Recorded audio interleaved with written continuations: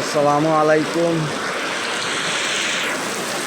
Hello guys, দেখেন আগামীকাল ঈদুল আজহা,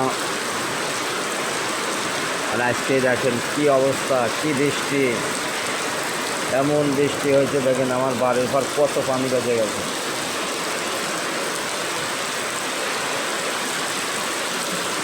আমার বাড়ির উঠোনে পরে এক হাঁটু পানি। দেখেন কি অবস্থা। আল্লাহ পাক জানি না কাল কী করবে। এরকম থাকলে মানুষের অনেক কষ্ট হবে। 30 রোজার ঈদও আল্লাহ পাক মসজিদে পড়াইছিল, হয়তো আল্লাহ পাক এবারও ঈদুল আজহার নামাজও হয়তো মসজিদেই পড়াবে। লক্ষণ যা বোঝা যাচ্ছে। দেখেন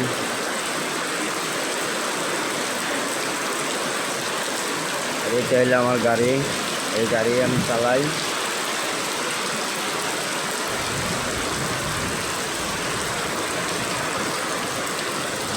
আসসালামু আলাইকুম।